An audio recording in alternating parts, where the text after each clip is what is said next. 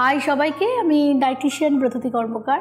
সবাইকে স্বাগত জানাই আমার YouTube channel Bratati fitness and beauty world এবং আমার page Bratati fitness and beauty ওয়ার্ল্ডে।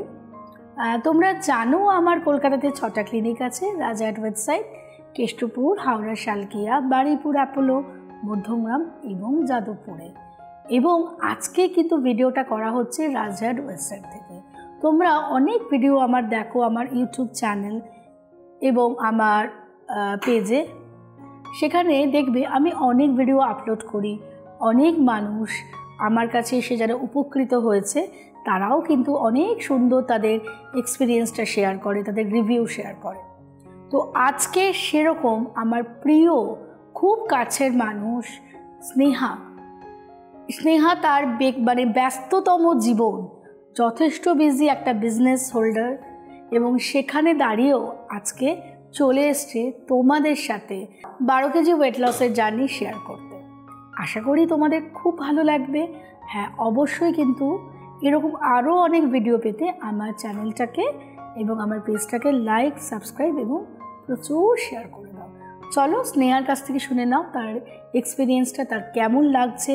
এখনও যদিও রাস্তা বাকি, কিন্তু সে ভালোবেসে করছে, দুঃখ পাচ্ছে, আমরা একটু জেনে নিই। চলো। হাই স্নেহা, বলো কোথা থেকে কোথায় থাকো যেন তুমি?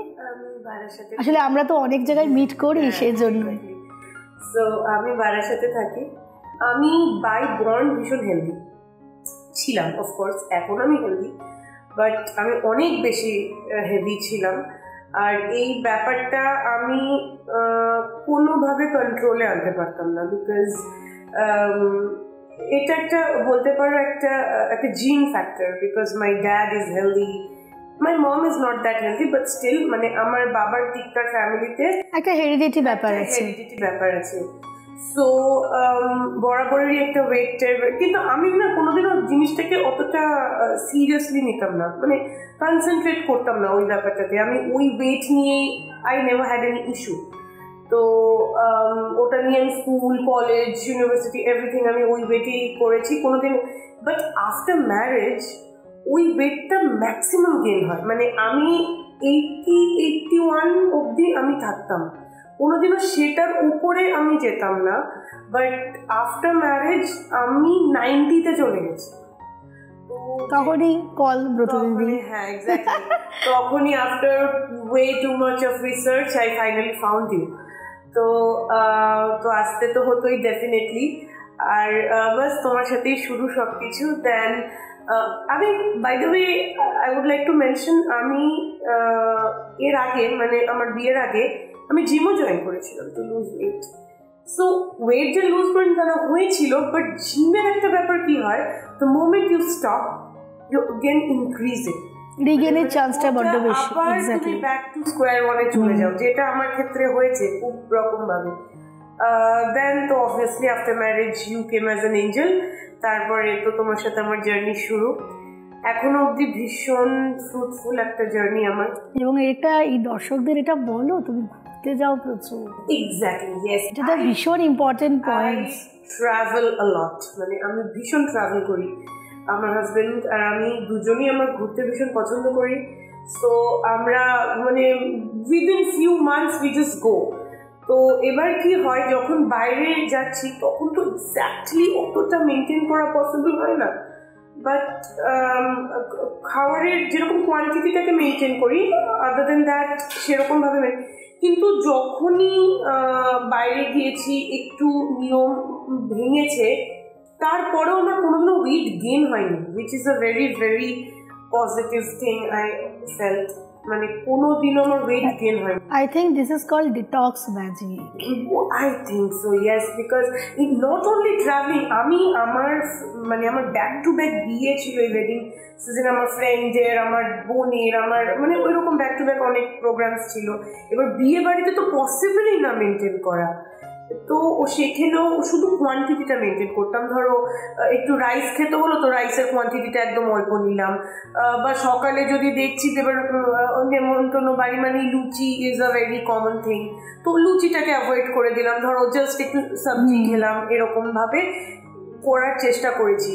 আর বাড়িতে তো অবভিয়াসলি যেরকম ভাবে তুমি বলো ওরকম ভাবে ফুল ফ্লেজেড মেনটেন হয়, বাট বাইরে তো এত কিছুর পরেও আমার কোনোদিনও ওয়েট গেইন হয়নি। মানে এরকম হয়েছে, মানে আমি হোয়াট আই ফেল্ট ইজ আমি না আরো লুজ করতে পারতাম, কিন্তু আমি এত ব্যাপারে ইনভলভ হয়ে গেছি এই জার্নিটা শুরু করার পরে যে আমি বাড়িতে যে রুটিনটা মেনটেন করেছি সেটা তো আমার ব্রেক প্রচুর এসেছে। তো ফলে আচ্ছা, তুমি আমাকে একটা কথা বলো স্নেহা, এই যে তুমি এত বিয়ে বাড়ি অ্যাটেন্ড করছো বা ঘুরতে যাচ্ছ, তোমার মাইন্ডে কখনো এই কোশ্চেনটা আসেনি যে থাক আর এখন করবো না, স্টপ করে দেবো? No, never. এক্স্যাক্টলি, এটাই এই পয়েন্টসটা নিয়ে আমি কথা বলতে চাইছিলাম। এটা কিন্তু অনেকের মনে চলে আসে। না, এটা কোনোদিনও আসে না।